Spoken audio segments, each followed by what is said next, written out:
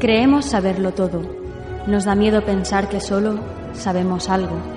Pero lo que nos aterra es la certeza de que en realidad no sabemos nada.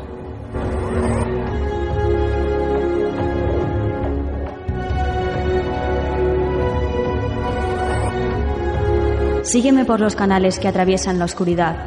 Remaremos sin descanso. Iluminaremos juntos los caminos de la noche, abriéndonos paso por el canal del misterio.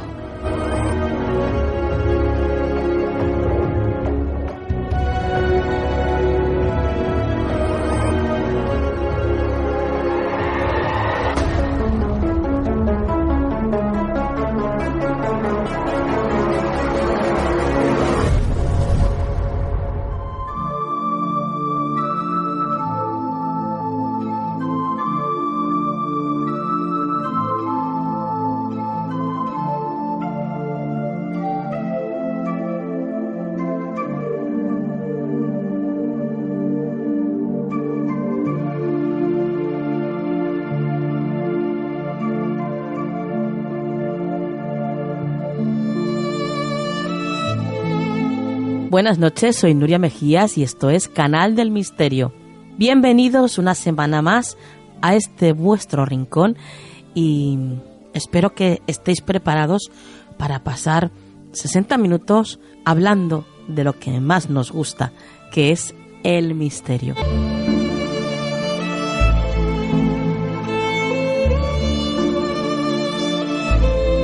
En esta ocasión vamos a empezar el programa hablando pues con Lluís Pastor, que es el escritor del libro titulado Comunicación entre vivos y muertos.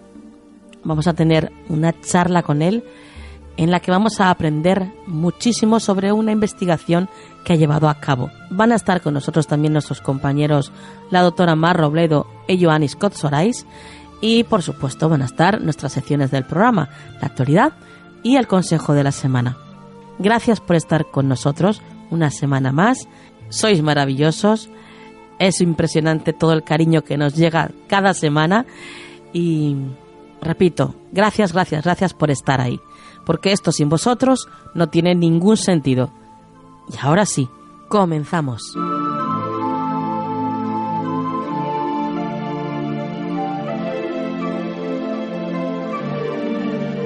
¿Quieres ponerte en contacto con nosotros? Escríbenos un email a turincondelmisterio@gmail.com.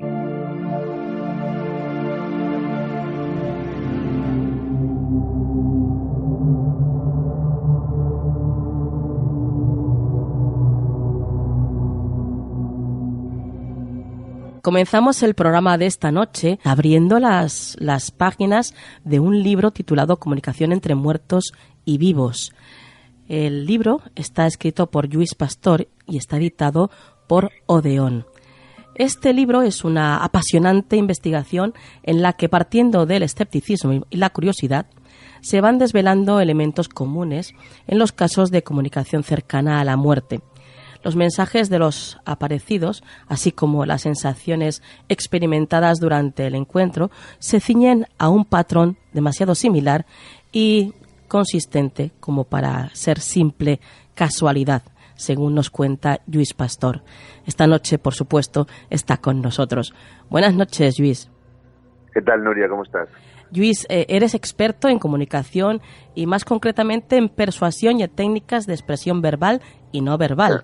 Eres además también profesor titular de comunicación en la Universidad Oberta de Cataluña y colaboras con otras universidades españolas y también participas en prensa, radio y televisión como referente en comunicación política. Y desde hace unos años te ha dado por investigar algo a lo que no había llegado ninguno de los investigadores de tu ámbito, la comunicación entre muertos y vivos. ¿Cómo llegas a plantearte esto? Pues esto es una buena pregunta, de hecho es una muy buena pregunta.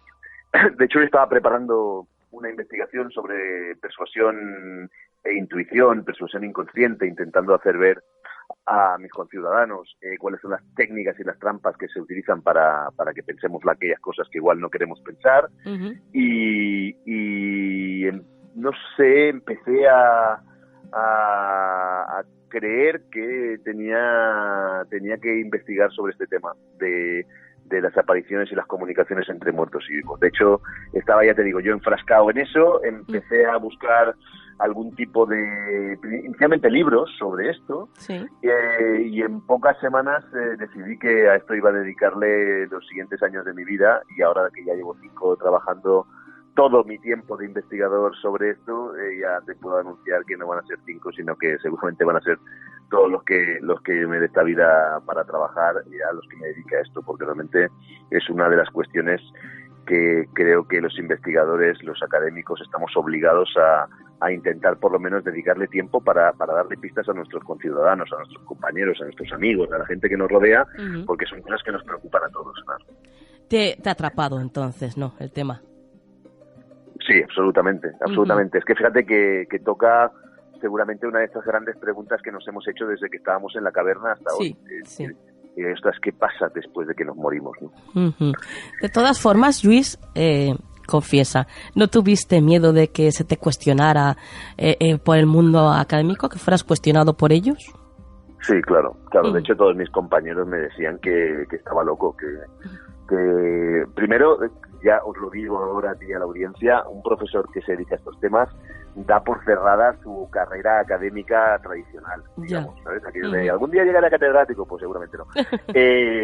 Pero yo creo que nuestra función social, que es la de ayudar a la gente a entender cosas mientras la gente está trabajando y haciendo que la vida funcione de verdad, pasa por eso también. Entonces, algunos de nosotros, pues igual que hay físicos que se dedican a temas astrofísica que seguramente nunca descubrirán si realmente el universo se creó con un Big Bang o no, pero se dedican a eso con absoluta pasión, pues yo creo que también hay académicos del ámbito más social que nos podemos dedicar a temas como este. Entonces, sí, casi uno lo siente como una parte sustancial de las cosas que uno ha venido a hacer aquí. Y como parte del precio que pagar para hacer algo que uno, pues eso, a lo que se entrega, como te has entregado tú a esto, ¿no? Sí, pero fíjate que cuando haces cosas con pasión real y como he hecho siempre las cosas que hago, todas mis investigaciones las he disfrutado mucho, mi trabajo como profesor lo disfruto mucho, mi trabajo en la universidad lo disfruto mucho, cuando haces cosas en las que disfrutas mucho y ves que realmente puedes ayudar a los demás, realmente no sientes que estás pagando un precio, simplemente estás haciendo lo que tienes que hacer y eso pues te llevará a momentos y descubrimientos maravillosos, pero también te perderás otro tipo de cosas que si hubieras tenido un tipo de recorrido de investigación más estándar, pues tendrías. Pero bueno, no lo veo como un precio, lo veo simplemente como una aventura, como un recorrido vital y como una cosa que me va a permitir explicar cosas a la gente que la puede ayudar. Perfecto. Oye, ¿por qué la idea de escribir el libro en formato diario? Esta es una muy buena pregunta. Fíjate que yo ya he hecho unos cuantos libros, entonces los libros los hacemos cuando las personas que investigamos cosas, los libros los hacemos cuando ya sabemos, es decir, el planteamiento de escribir un libro de retórica, de comunicación política o de comunicación interpersonal, lo hago cuando ya sé lo que voy a decir. Sé exactamente cuáles son los mensajes, sé exactamente cómo quiero ayudar a la gente y sé exactamente cómo lo voy a formular, con lo cual ahí, digamos, el resultado ya se plantea desde el final, de algún modo.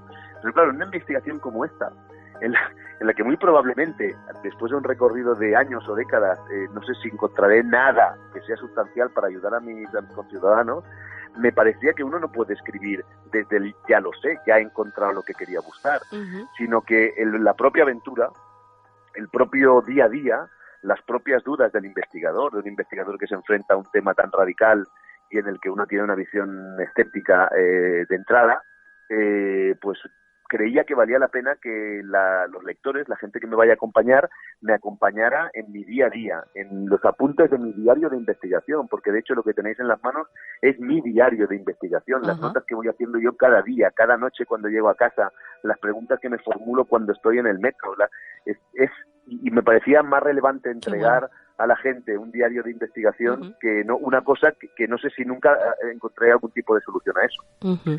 En cuanto a los testimonios que aparecen en el libro, ¿has recopilado tú estos testimonios o son testimonios que aparecen en otros libros? Claro, esa es otra buena pregunta. Fíjate, yo como investigador me planteo en las primeras semanas, ¿qué hago? Empiezo a hacer un acopio de testimonios con todos los filtrados que supone eso, con toda la búsqueda de personas que quieran ofrecer, digamos, parte de su experiencia vital. Sí.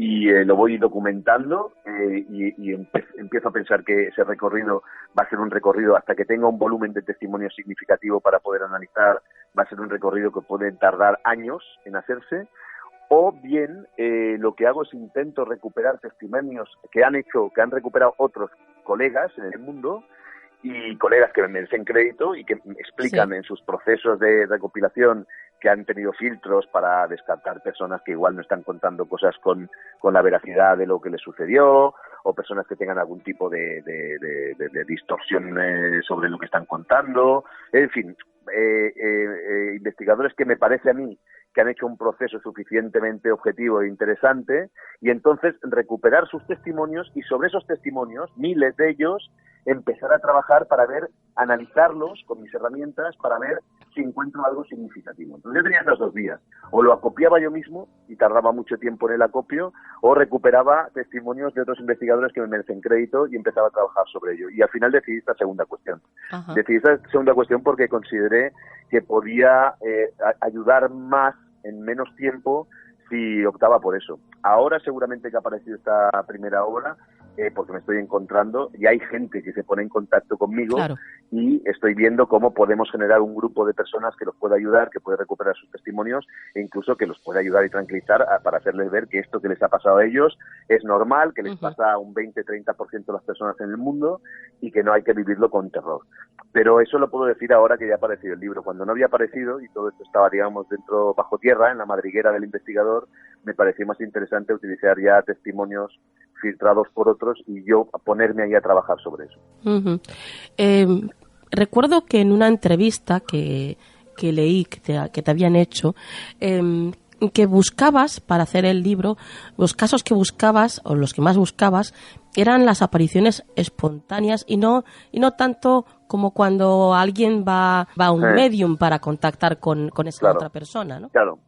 Sí, ese ha sido otro de los principios fundamentales para desarrollar mi trabajo. En mi trabajo solo he recuperado testimonios de personas que dicen que han tenido una comunicación con algún fallecido, pero que el emisor de la comunicación, el motor de la comunicación, el que se ha puesto en contacto ha sido el fallecido. Es decir, no es la persona apenada por un duelo o la persona que tiene curiosidad por recuperar las palabras de un ser querido, que ha ido a buscar a un mediador, a un medium y tal, sino que una persona como tú y como yo, mientras estaba lavando los platos en casa, ha visto que se le aparecía a su abuela, que le decía un mensaje, o que su padre estaba a su lado. Es decir, que ha sido inesperado por parte de la persona viva y ha sido el fallecido, digámoslo así, el que se ha puesto en contacto. Para mí eso era fundamental. Claro. Porque, claro, cuando tú buscas las palabras de un ser querido, ya estás actitudinalmente orientado a la creencia. ¿Sabes? Si tú vas a buscar a alguien para recuperar la voz de tu papá o de quien sea, es que ya crees tú que vas a poder hacerlo. Entonces a mí me interesaba gente normal, que pueda estar en duelo o no, en cualquier hora del día y en cualquier situación, que ha dicho que le han pasado este tipo de cosas. Este era uno de los principios fundamentales para ponerse a investigar. Y el otro es que dentro de este paquete de personas que dicen que algún fallecido, digamos, ha contactado con ellos, lo que he hecho para esta investigación inicial es excluir a aquellos que dicen que lo han vivido en un sueño. No porque no me parezca interesante, sino porque el mismo concepto del sueño, los académicos, científicos, no tenemos claro lo que es, con lo cual intentar analizar el contenido de una comunicación dentro de un sueño me parecía una caja dentro de otra caja, y me parecía demasiado complicado. Entonces, todo lo que tiene que ver con testimonios a través de sueños tampoco lo he analizado. Solo he analizado testimonios en los que el emisor es un fallecido y que la persona que lo ha recibido dice que lo ha recibido o lo ha visto o lo ha oído o ha charlado con él o se han tocado o ha sentido incluso su presencia. Sí, y en esta investigación has logrado o te has dado cuenta de si hay un perfil de la persona que experimenta estas comunicaciones. Esto es otra súper pregunta.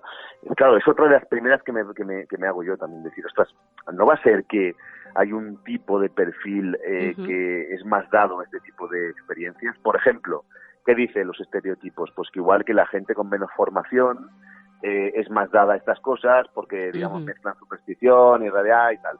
O que la gente que vive en entornos rurales porque están más solos. Entonces, Pues lo primero que hice fue buscar realmente qué tipo de estudios había sobre eso y es curioso porque todos los estudios, cuando los cruzas, que es una cosa que tampoco se había hecho, lo que muestran es que no hay un perfil con una punta determinada. Es decir, son un tipo de experiencias que tienen tanto la gente con formaciones bajas como la gente altísimamente formada. Son un tipo de experiencias que tienen tanto gente con pocos recursos económicos como gente muy rica. Son perfiles que tienen gente de todas las religiones. Son perfiles de gente que tienen en entornos rurales y en entornos urbanos. Es decir, no hay exactamente ningún perfil que domine. Ujú. Si acaso, hay un estudio que me parece muy interesante, que lo explico ahí también, se puede dar más entre aquellas personas que tienen algún tipo de creencia religiosa o en el más allá, digamos, Sí. una creencia de que la vida no termina cuando termina nuestra muerte física, pero que no están vinculados con ninguna religión en concreto. Es aquello de la típica respuesta que a veces te hacen en las preguntas de perfil sociológico: soy creyente pero en ninguna religión, o soy cristiano pero no voy a misa. Este tipo de cosas que la gente lo que está diciendo es: yo creo en algo pero no me identifico exactamente con todos los dogmas de una religión, podría ser el perfil, digamos, de gente que pudiera tener más este tipo de experiencias. Pero fíjate que ese perfil también te diría que responde seguramente al 70 o el 80% de la población. Todo el mundo cree que igual no termina todo esto en la muerte física, pero tampoco, como sabemos explicar nada, dices: pues no me meto. O sea que no hay ningún perfil social que parezca que pueda explicar este tipo de fenómenos. Ujú. Y en cuanto a lo que es la experiencia, la comunicación, ¿hay algún tipo de patrón que tú hayas podido ver? Claro, y esto es lo que me pareció a mí más relevante, y cuando en esta primera investigación que os muestro, lo que aparece ahí es básicamente ese patrón. Es decir, cuando yo consulto los miles de testimonios que he consultado y recupero finalmente unos centenares, y al final hago una pequeña destilación, y en el libro creo que hay más de un centenar de testimonios analizados, lo que me encuentro es que sean testimonios recogidos en Japón, sean recogidos en India, sean recogidos en el norte de Europa, sean recogidos en la Europa mediterránea, sean recogidos en África, sean recogidos en Estados Unidos, todos ellos, muchos de ellos, coinciden en algunos elementos que podríamos llamar patrón de coincidencia. Entonces eso ya llama un poquito la atención, porque al final culturas distintas que incluso en momentos distintos, porque yo he rastreado testimonios de los últimos 50, 60 años en este estudio. Ahora estoy tirando más para atrás en la historia y tal, pero en este estudio que culturas distintas coincidan en unos elementos me llama la atención. Entonces yo separé los elementos básicamente de dos tipos: los elementos de cómo se muestra el fallecido, cómo aparece o lo sienten o lo ven o lo escuchan las personas que dicen que tener estos testimonios el fallecido, y qué tipo de mensajes, en caso de que haya algún tipo de conversación, que le haya vivido el testimonio, conversación física, oyendo las palabras, o telepática, pero que han sentido que había unos mensajes que se trasladaban ahí. También en los mensajes hay un patrón. Entonces, esto llama la atención. Respecto de cómo se muestra el fallecido, hay 5 elementos que se repiten de una manera contumaz y que vale la pena seguir investigando sobre ello, y es lo que estoy haciendo. Primero, la comunicación cuando se produce es tremendamente breve. Es decir, no esperaría que, caray, si estás viendo a tu abuela que ha venido a comunicarse contigo, lo chulo sería que estuviéramos 3 horas charlando, digamos, ¿no? Pero resulta que viene ella, y para estar apenas unos segundos. Y dices: hombre, eso es relevante. No sé exactamente de qué, aún, pero a mí me parece relevante que la comunicación sea una comunicación breve, por un lado. Por otro lado, resulta que la persona que se muestra, el fallecido, se muestra con la identidad que tenía en vida. Es decir, viste cómo vestía en vida, sonríe, le ves claramente que es la persona, incluso mejorada en algunos casos, pero como se muestra en vida. Que esto, digamos, los críticos que he ido leyendo también, y que también reflejo ahí a todo esto, dicen: hombre, resulta que los fantasmas van vestidos, qué bueno, no sé qué.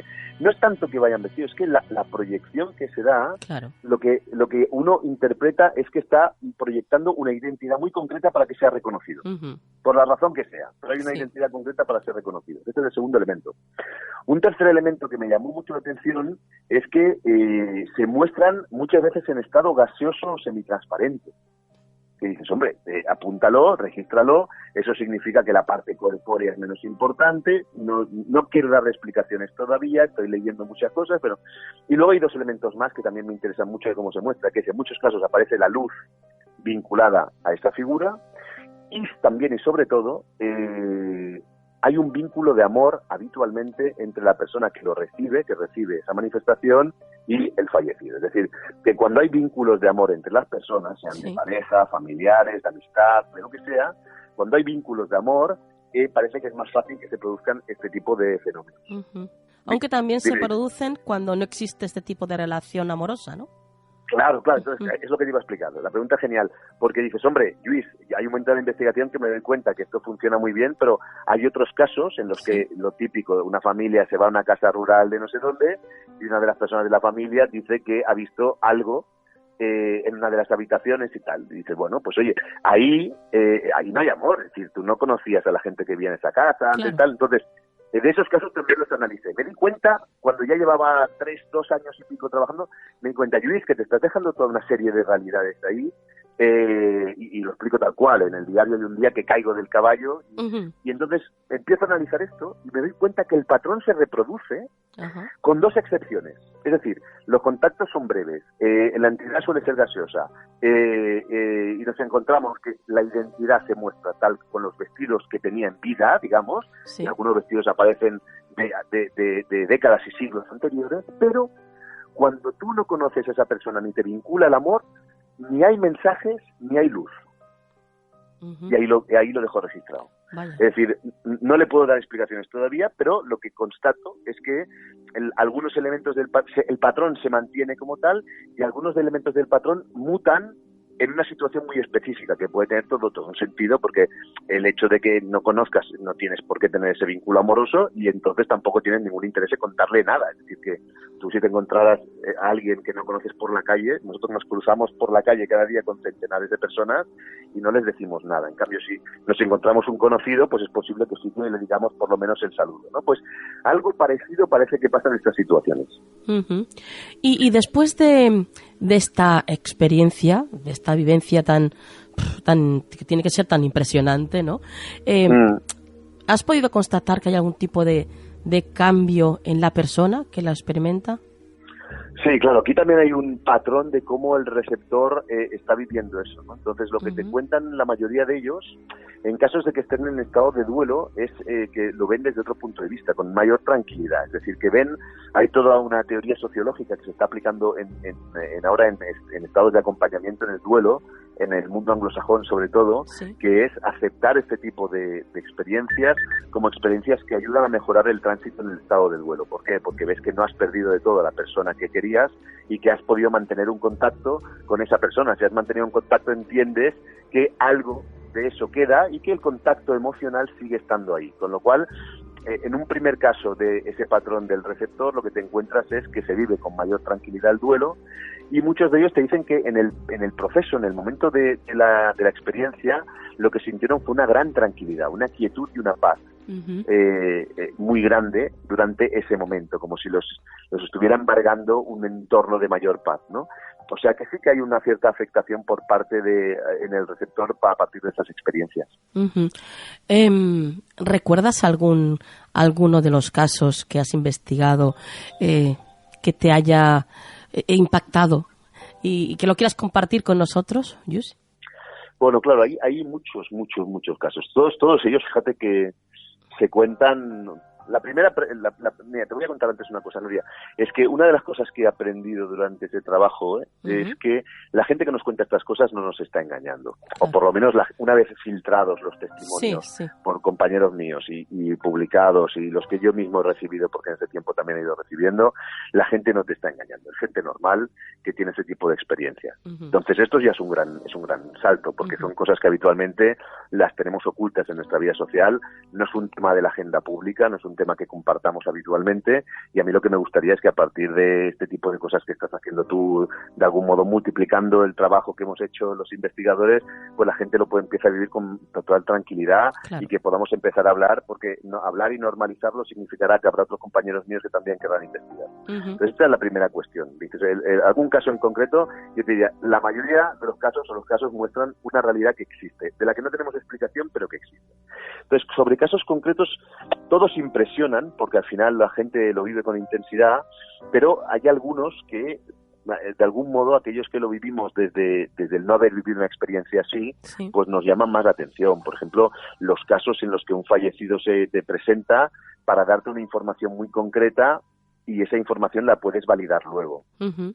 Dices, oye, mira, fíjate, los papeles que estás buscando, que llevas meses sin encontrarlos, están en el maletero del coche de no sé qué, de tu tía, que lo dejaste tal y no te acuerdas de que ibas al maletero y encuentras los papeles. Esto Sí. impresiona porque hay un indicio posterior que permite confirmar ese mensaje recibido. Ujú. O, por ejemplo, los testimonios de personas que son más de una las que han vivido eso. Dices, no, es que puede ser un contagio y tal. Bueno, pues si son dos personas, una pareja que está paseando por la calle y encuentran a un tercero y tal, y los dos luego te lo dicen, dices, bueno, pues ahí la confirmación del indicio está por el doble testimonio. Esto en principios periodísticos sería contrastar la información. ¿La has podido contrastar? Sí, pues entonces tiene más visos de realidad. O bien también los testimonios de gente que te lo cuenta y te dice, no, es que estábamos paseando Nuria y yo por Valencia y tal, y nos encontramos a Tomás. Y, estuvimos hablando con él, o no, lo saludamos y él nos saludó, estaba en la calle enfrente, y luego pues esa misma noche vamos a cenar con amigos y decimos, oye, que nos hemos encontrado a Tomás. Tomás lleva una semana muerto. Ujú. Este tipo de cosas que rompen sobre la expectativa del testimonio, de no puedo tener esa información, no puedo saber dónde están los papeles, no puedo saber que esta persona había muerto, impresionan porque tienes este indicio externo que de alguna manera está subrayando una cierta veracidad del testimonio. Ujú. Sí. Pero otra cosa que es interesante que podamos decir ahí es que esto habitualmente se vive con mucho miedo. Ujú.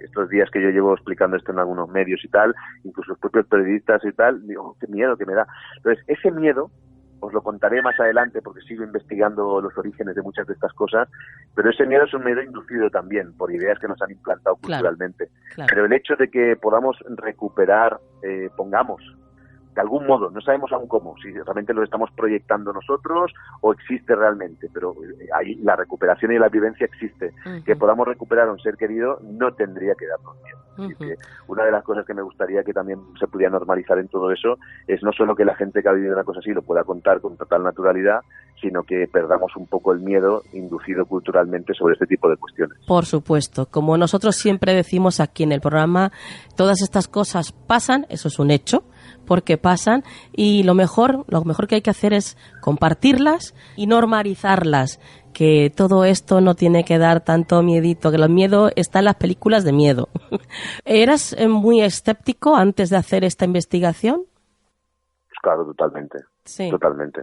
¿Y ahora, Lluís? Pues ahora sé más cosas de las que sabía hace 5 años. Ahora sé que Sí. la gente que cuenta estas cosas no engaña. Ujú. Ahora sé que no sé nada. Antes creía que sabía que estas cosas no deberían pasar o pasaban anecdóticamente, y ahora me doy cuenta que seguramente estamos bastante más empapados de este tipo de realidades de lo que creíamos. Y eso me sigue dando mucha fuerza para seguir buscando. Ujú.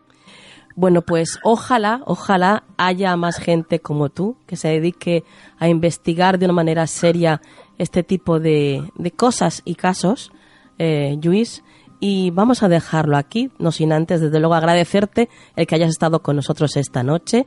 Ha sido un placer el hablar contigo sobre este maravilloso libro, Comunicación entre muertos y vivos, de Editorial Odeón, y ya sabéis, queridos misteriosos, escrito por Lluís Pastor. Lluís, ¿algo que quieras contarle a la audiencia? La verdad es que te quería dar las gracias a ti, Nuria, por permitirme explicaros el trabajo que llevo dedicándome muchos años y que sigo dedicándome, y animar a la gente a que todo esto lo vivamos con una cierta normalidad y que sepan que hay profesores que nos hemos puesto en la tarea, y cuando nos ponemos en la tarea le dedicamos tiempo y alguna cosa saldrá seguro. Qué bien, qué bien. Después de este vienen 2 tomos más, además, ¿no, Lluís? Bueno, sí, como yo estoy transparentando las cosas que veo, siento y pienso, sí, con los lectores y con todos vosotros, lo sabéis todo ya, ¿no? Entonces, cuando me puse a trabajar sobre eso, a la que llevaba ya un año y pico, me empecé a dar cuenta de que había que plantearse 2 preguntas más fundamentales. Una es si realmente este patrón es un patrón que parece que se constata, se ha producido a lo largo de la historia y en otras culturas, porque los antropólogos con los que me encuentro me dicen que no, que la aparición de muertos es un fenómeno cultural, que en la época victoriana eran sombras negras y en la época medieval eran figuras con brasa. Y eso significa que al final tiene mucho más de cultural que de real. Entonces yo estoy investigando si realmente le vamos a dar la razón a los antropólogos o igual hay otros elementos por ahí que han pasado inadvertidos. Claro. Y luego sigo absolutamente entestado en buscar una explicación a todo esto. Y entonces esto no es evidente ni va a ser fácil, pero me permite descartar cosas por el camino y en eso estoy también. O sea que bueno, Genial. Sí, hay estas dos grandes preguntas que hacer. Eso ha sucedido siempre y si es así, ¿cómo? Y la otra es qué explicación le podamos dar a todo esto. De todas formas, yo quiero que tengas en cuenta, yo te lo dejo ahí, yo lo dejo ahí y tú ya, pues si quieres me haces caso o si no, no. Pero no dejes de lado las experiencias a través de los sueños, ese contacto con... No, además me interesa mucho. Porque es muy interesante. Y se da muchísimo. Me interesa muchísimo, Nuria, eso. Pero fíjate que yo, por ejemplo, aquí en la universidad estoy rodeado, tengo un equipo de neurocientíficos buenísimo y hablo con ellos a menudo y tal. Y claro, y es que ellos mismos tienen dificultades reales para poder explicar qué es el sueño. Claro. Es decir, que en el sueño también trabajamos con hipótesis, ¿no? Esa parte reparadora de uno mismo, donde se revisan vivencias y se establecen ciertas actitudes y sentimientos, pero todo eso no deja de formar parte de una hipótesis bastante vaga de la que tenemos muy pocos indicios que puedan correlacionar todo eso, ¿no? Entonces, me parece inicialmente un esfuerzo ímprobo intentar trabajar sobre ya un fenómeno que es un fenómeno de difícil captación como es la comunicación con los muertos a través de un canal que ni siquiera los científicos tenemos muy claro qué es lo que pasa. Entonces, no se descarta porque efectivamente, como tú decías, hay muchos testimonios a través de los sueños, claro. Pero yo te diría que lo podemos ir haciendo todo por partes. Además, como tenéis mi compromiso de que me voy a dedicar muchos años, pues qué bien. Vamos a ir haciéndolo por partes. Genial. Bueno, pues Lluís, lo dicho, muchas gracias por estar aquí esta noche. Ha sido un placer y bueno, hasta la próxima. Muchísimas gracias, Nuria. Encantado de estar con vosotros.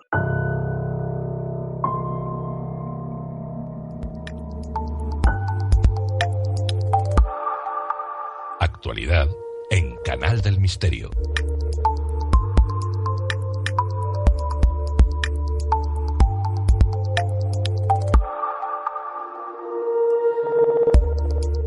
Bueno, pues ya estamos aquí en la actualidad y ya está con nosotros María Toro. Buenas noches, María. Buenas noches, Nuria.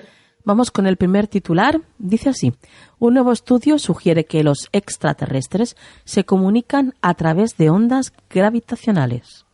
Así es, Nuria. Hoy día muy pocos dudan de que en el universo hay vida, incluso igual o superior a la nuestra.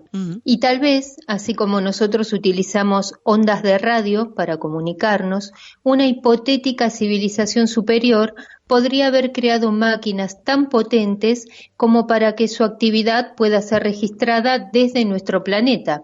Y si consiguiéramos captar esas señales, les encontraríamos. Pues bien, un equipo de la Universidad Sueca de Gotemburgo, en un artículo recién aparecido en archive.org, para quien quiera buscarlo es arxiv.org, considera muy seriamente la posibilidad de que extraterrestres dispongan de una tecnología capaz de generar ondas gravitacionales, que al igual que una piedra provoca ondas en un estanque, estas se generan en el tejido del espacio-tiempo por fenómenos violentos como supernovas o colisiones de agujeros negros. Según los científicos, bastaría con un pequeño cambio operativo en la antena de la misión LISA, que es un detector espacial de ondas gravitacionales proyectado por la Agencia Espacial Europea y cuyo lanzamiento está previsto para 2034. Esto es para buscar señales transmitidas por posibles civilizaciones extraterrestres avanzadas.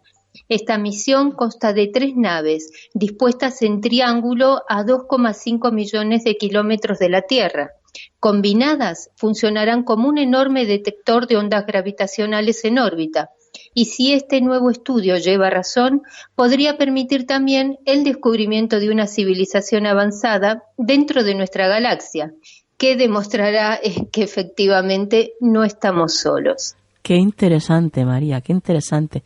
Estaremos pendientes a ver de lo que puede llegar a detectar esto.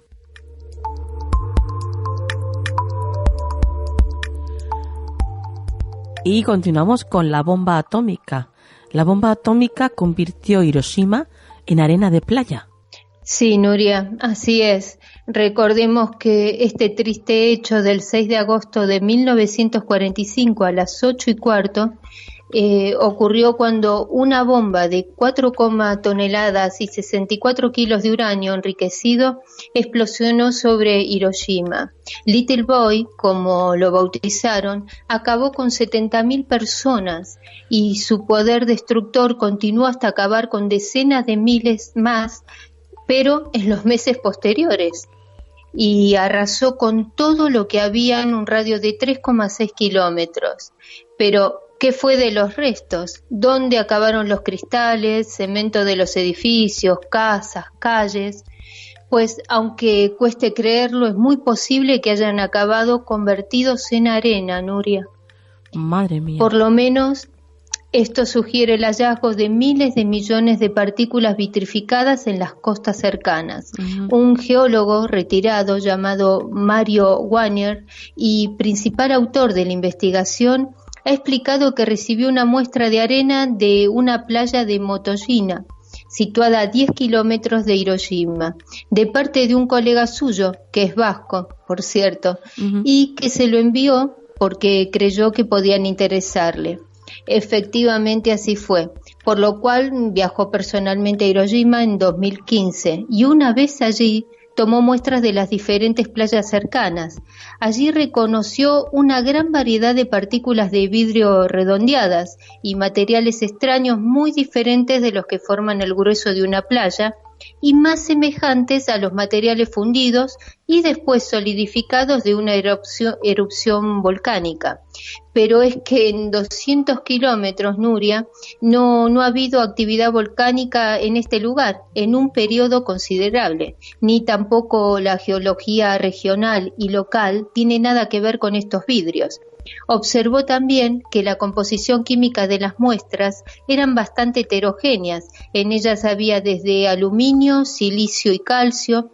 Incluso con su equipo identificaron microscópicos glóbulos de cromo y hierro y otras partículas compuestas de carbono y oxígeno. Muchas se asemejan bastante a lo que se obtiene tras el impacto de un meteorito, por ejemplo. También había hierro puro y otras con la composición de los materiales de construcción. Todo indicaba que efectivamente se trataban de los restos de lo que fue Hiroshima. Para Wagner es poético considerar la mutación de una ciudad en arenas con perlas de vidrio, aunque lamentablemente el proceso con que llegó a esta condición carece totalmente de poesía.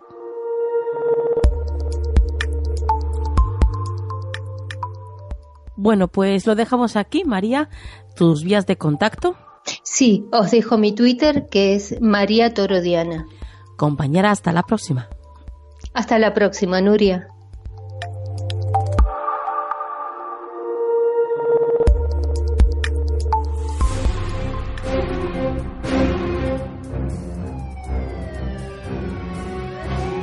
Crónica de sucesos, con la doctora Mar Robledo e Ioannis Koutsouraiz.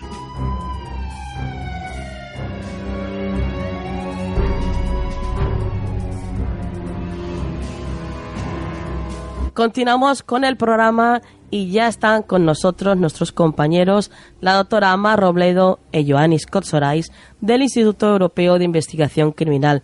Buenas noches, compañeros. Hola, ¿qué tal? Buenas noches. Hola, muy buenas noches. ¿Qué tal estáis? En esta ocasión estáis con nosotros para hablarnos sobre el caso de Mario Biondo, porque por lo visto hay alguna novedad que otra. Para poner antecedentes a nuestros oyentes, compañeros, comentarnos un poquito sobre cómo es este caso de Mario Biondo. Bueno, pues Mario Biondo es un cámara italiano que trabajaba aquí en España, casado con una presentadora muy conocida, española, y que el día, el día 30 de mayo del año 2013 aparece ahorcado en su domicilio. Estaba él solo, la mujer se había ido el día antes a pasar, creo que no sé si fue ese día o varios días, se había ido estaba fuera de Madrid a visitar a unos familiares y bueno, pues parece ser que cuando llega la asistenta se lo encuentra ahorcado. El caso se cierra como un suicidio, pero la familia italiana nunca lo ha asumido de esta manera. Y bueno, pues así hemos llegado hasta el día de hoy, con muchas investigaciones y muchas incógnitas, Nuria. Uh-huh. ¿Y qué es lo que contaba el informe forense? Bueno, lo que cuenta el informe forense inicial, en aquel momento, la inspección técnica ocular que se hace y la nula investigación, porque dicen que fue una nula investigación la que se realizó, uh-huh. Es que, bueno, pues cuando apareció ahorcado con una pasmina alrededor del cuello, atado a una estantería en el salón de su casa, hay que decir que estaba apoyado, que hacía pie. Esto no es indicativo de que no fuese un ahorcamiento, porque hay personas que se ahorcan y se suicidan haciendo pie, o sea que esto quede claro. Sí. Pero hay que decir que hay una práctica sexual que se realiza de esta manera. Uh-huh. Exacto. De hecho, entonces, inicialmente esto, pues cuando acude al médico forense, esto se cierra como un suicidio, dicen que se ha suicidado, se hace un seguimiento de lo que había ocurrido las horas previas, parece ser que el día anterior, pues había discutido con su mujer, pero imagino que una discusión sin trascendencia, como cualquier otra pareja, sí. Ella se marcha, y luego tienen de hecho varios contactos por WhatsApp, y en el último, pues se despiden cariñosamente. Él le dice que se va a acostar, pero parece ser que no es así, que él sale, saca el dinero de un cajero, lo encuentra al día siguiente sin dinero, por lo tanto lo gastó, y parece ser que haya consumido algún tipo de sustancia esa misma noche. Hay un pago, parece ser que paga 3 consumiciones en algún local, y regresa a su domicilio. Y lo que se supone es que después de regresar a su domicilio, pues se ahorca. ¿Qué ocurre? Que tiempo después se han sabido muchas más cosas porque claro, esto dicho de esta manera, dices, pues él estaría mal, se encontraría mal, etcétera. Claro. Pero parece ser que incluso, fíjate, que hay un detalle que a mí me ha llamado mucho la atención en estos días, que yo no conocía, y es que, se sabe que esa noche él tuvo una jornada intensa en el ordenador haciendo diferentes búsquedas de diferentes cosas. Uh-huh. Pues una de las cosas que él miró para el día siguiente era la meteorología, porque había quedado con alguien antes de ir a trabajar. Sí. Para comprar algo relacionado con su trabajo, una cámara concretamente, o un auxiliar de la cámara, algo así, y él miró el tiempo, y es algo que solía hacer para saber si podía salir con la moto. Uh-huh. Esto, pues no es algo que tenga en mente un suicida. Alguien que se suicida un rato después. Claro. Totalmente absurdo. Exacto. Un caso en el que pues hay un montón de contradicciones y gente que declara una cosa y después declara otra, y imagino que por todo esto y por más cosas, evidentemente, la familia de Mario empieza a sospechar que él no se suicidó. La familia, yo creo que para cualquier familia, para unos padres, es muy difícil asumir que un hijo se ha quitado la vida voluntariamente. Uh-huh. Entonces yo creo que si partimos de esa base, pues ese sentimiento de esos padres, que además vivían lejos porque vivían en Italia, de que su hijo no se había suicidado, pues puede ser algo lo que pueden pensar todos los padres en un momento determinado, ¿no? Sí. ¿Qué ocurre? Que sí que es cierto que hay muchas contradicciones. De hecho, a día de hoy hay 5 expertos italianos e incluso uno español que han firmado sendos informes diciendo que a Mario Biondo le mataron, que no se suicidó. Claro, cuando son tantos especialistas, uh-huh. tantos expertos, los que dicen esto, que esto es lo que ha hecho que, de hecho, en Italia el caso esté abierto. Y se solicitó una tercera autopsia al cuerpo, no la segunda, una tercera. La segunda se hizo ya en Italia.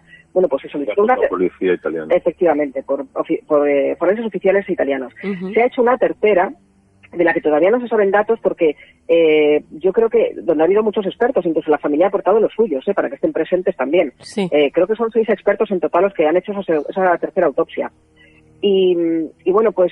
Pero fíjate cómo serían esas autopsias que se han hecho ya, la segunda y la primera que se hizo aquí en España y la segunda realizada allí en Italia, que por las contradicciones encontradas en ambas, los padres de Mario Biondo presentaron una querella criminal contra el forense español que realizó la autopsia y el levantamiento del cadáver previamente. Uh-huh. Esta querella fue archivada inicialmente, fue rechazada, pero apelaron a la audiencia provincial, se aceptó, y ha sido aceptada y admitida a trámite y ya se ha pedido que se investigue. Es decir, que el forense español que realizó la autopsia a Mario Biondo y hizo el levantamiento del cadáver ahora mismo está siendo investigado no sabemos exactamente los detalles.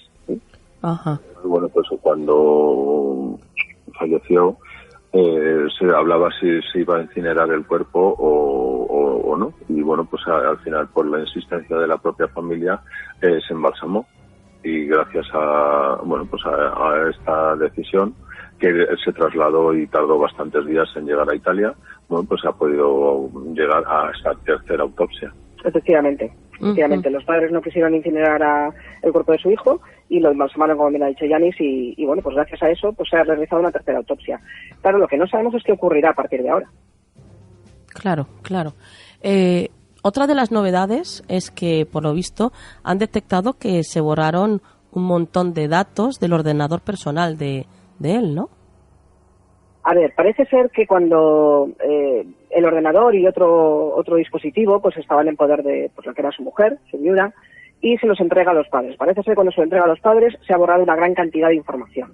Bueno, pues esto encaja con la declaración de su viuda, donde dice que efectivamente ella ha borrado muchos archivos del ordenador porque eran fotografías suyas personales, sino que conjuntamente, pues de viajes o fotografías del tipo que fuesen, y que no quería que estuviesen por ahí. Entonces, lógicamente, ella devuelve el ordenador, pero borra su información personal. Claro, hasta ahí todo lógico y normal. Pero ¿qué ocurre? Que se ha detectado que se hicieron 2 entradas remotas a ese ordenador y a ese otro dispositivo desde una empresa, concretamente en Madrid, de la que se omite el nombre, y luego desde un domicilio particular, desde una wifi particular, en un domicilio en Plasencia. Y esto es lo que no tiene justificación. Parece ser que hay una persona que ha declarado, que dice no recordar, que dice no acordarse de nada, pero bueno, pues lo único que podemos decir es que del entorno de la viuda de Mario Biondo. Recordemos a las personas que nos están escuchando que desde un buen estudio forense informático pues se puede dar con la IP de quien entra en nuestros ordenadores y la hora y la posición GPS. Pues se ha determinado que ha habido estas 2 entradas, uno desde esta empresa de informática aquí en Madrid y otra desde este domicilio, que es el domicilio particular de una persona del entorno de la viuda de Mario, que es la misma persona. Esa persona trabajaba en esa empresa en esos momentos también. Entonces, bueno, pero como digo, esa persona parece ser que ha declarado, pero no ha aportado nada, ninguna información. Lo que sí que es cierto, que fíjate, y déjame que diga esto, Nuria, que a día de hoy, ni siquiera se sabe con certeza la hora en la que se encontró el cuerpo. Esto es tremendamente llamativo. Yo creo que también en esa línea a lo mejor va esa querella que se ha puesto al forense. Claro. Porque han aparecido ahora testimonios. Bueno, este caso en Italia se están haciendo programas de televisión continuamente y los periodistas, como tú bien sabes, investigáis muchísimo. Sí. Y eso hace que muchas veces se descubran cosas que a lo mejor inicialmente no se sabían, ¿no? Un equipo se desplazó de una televisión italiana, se desplazó a España y consiguió hablar con compañeros de Mario que la información que daban era totalmente contradictoria con la hora. Se supone que la hora a la que se encontró el cuerpo fue cuando llega la empleada de hogar, llega a la casa a las 5 de la tarde y aparece y se encuentra el cuerpo en el salón. Baja a la calle corriendo y casualmente pasa un coche de policía, lo para, ya suben y en ese momento se inicia todo el procedimiento. Bueno, pues hay algunos comercios de la zona que dicen que ya por la mañana vieron muchos coches de policía allí en la puerta. Compañeros, como digo, de Mario, que también aportan diferentes horas, si eran las 12 de la mañana, si era a la 1, si eran las 4. Por lo tanto, ¿cómo es posible que algo tan sencillo, debería ser tan sencillo, si hay un buen atestado policial y una buena investigación inicial, que sea clara y contundente, cómo es posible que haya esas contradicciones, que a día de hoy ni siquiera se sepa a qué hora se encontró realmente el cuerpo de Mario? Hay protocolos ya estandarizados para cualquier cuerpo de seguridad del Estado que, en una inspección técnica ocular, cómo se tiene que proceder. No estamos en los años 30. Exacto.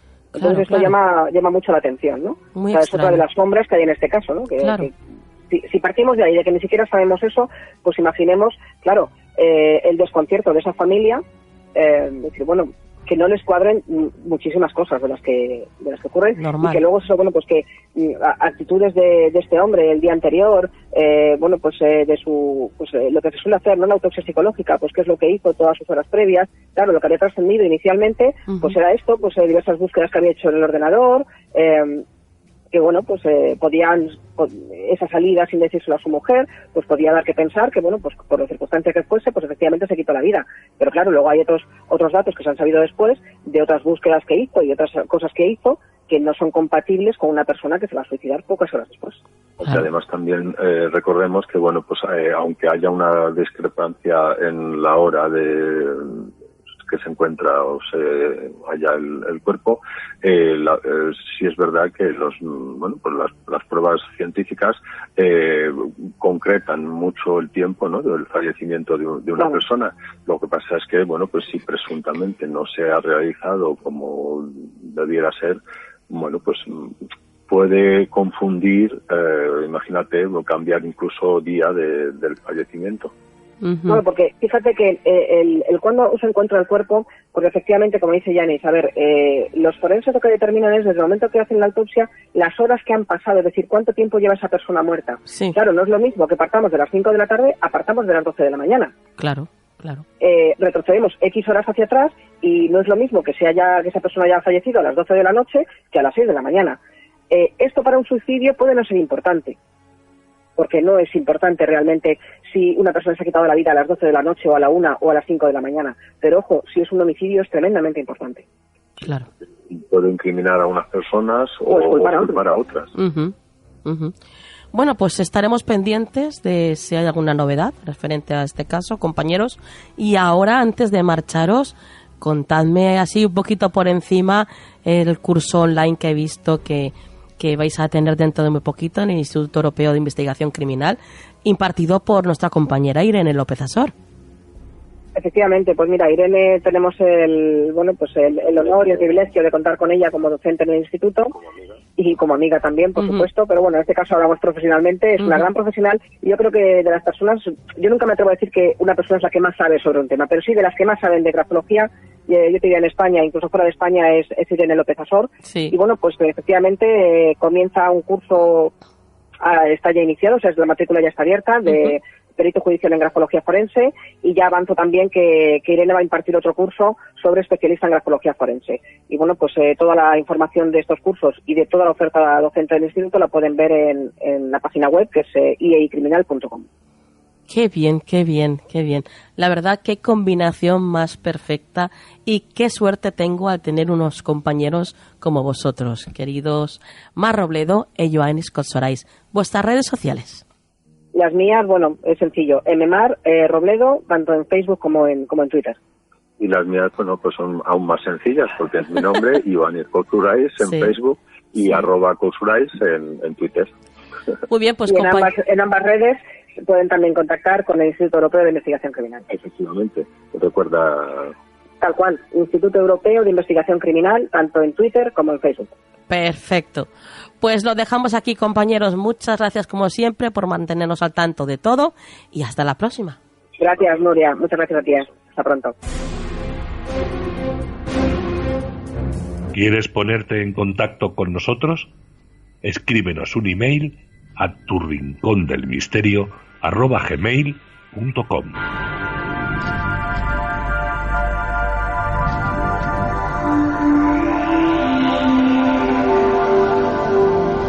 El consejo de la semana en Canal del Misterio.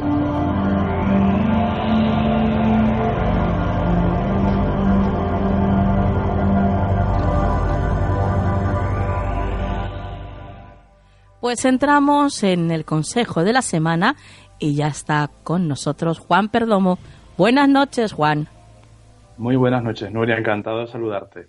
Bueno, Juan, ¿qué tal? ¿Qué tal todo? ¿Qué tal el programa? ¿Lo has disfrutado?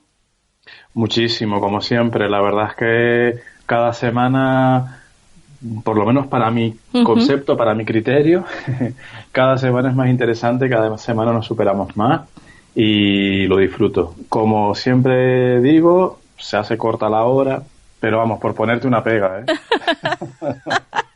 Es lo único que puedo decirte negativo. Bueno, pues para mí eso no es nada negativo, desde luego que no. Ya sabes que, bueno, estos son cosas que no depende de nosotros. Tenemos una horita, bueno, pues nos tenemos que ceñir a esa horita y eso sí, en cada programa, como siempre, pues intentamos que todos aprendamos algo. Yo creo que con eso ya es más que suficiente. Claro que sí, además la hora es intensita, es bien aprovechada, o sea que, por supuesto, merece muchísimo la pena sentarse aquí cada jueves contigo y con todos los compañeros. Bueno, pues hoy ¿qué toca, Juan? ¿Runas? ¿Cartas? Pues hoy, si me lo permites, tengo ganas de sacar una runa. Uh-huh. Y a ver qué nos cuentan. Hombre, pues dicho y hecho, tú mandas aquí, ya lo sabes. Así que vamos a por ello.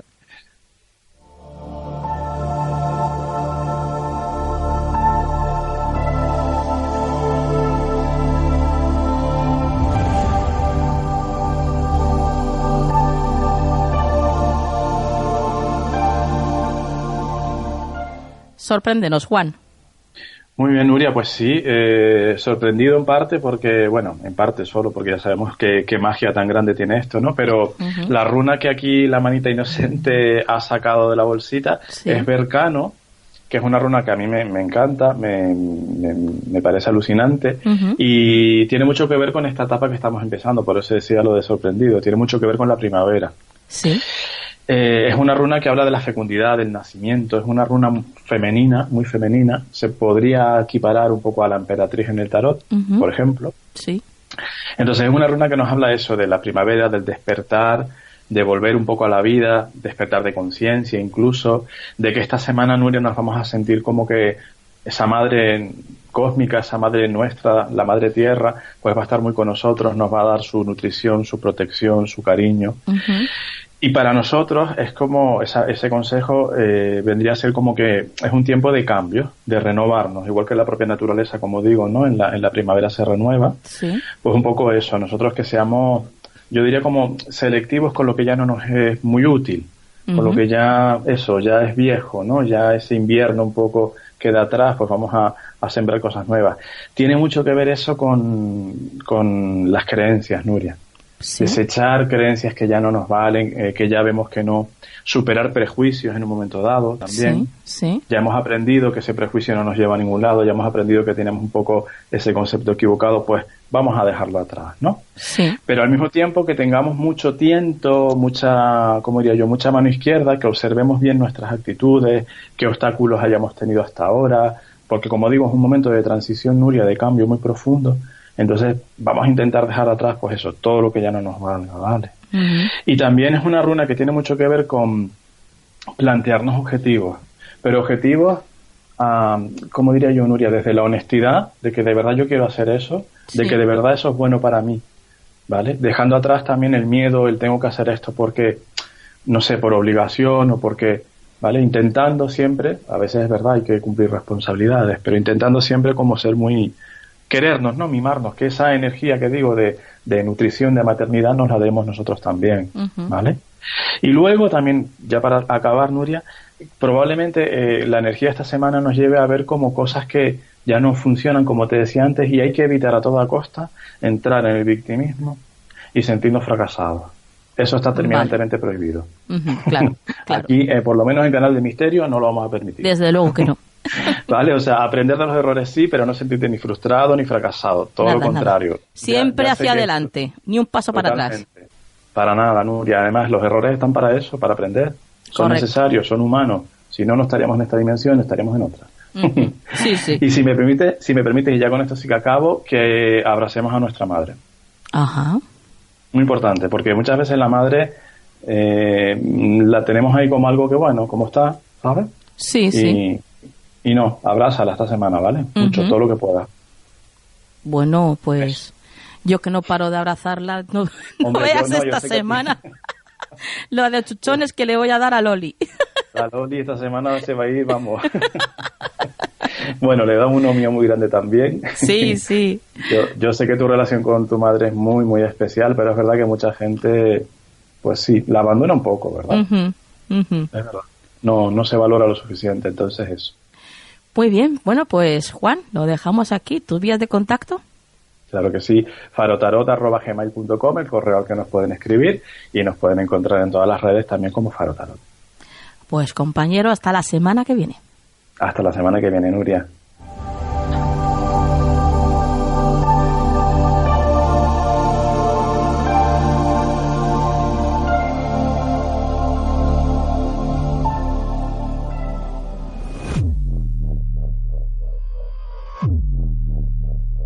Y hasta aquí el programa de esta noche. Espero que lo hayáis pasado genial, que hayáis aprendido. Como siempre, ese es pues nuestro cometido. Y ahora ya, corriendo, os dejo con la frase de la semana. Observo, callo, me decepciono, aprendo, sonrío y continúo. Que la luz esté siempre en vuestras vidas. Hasta la semana que viene.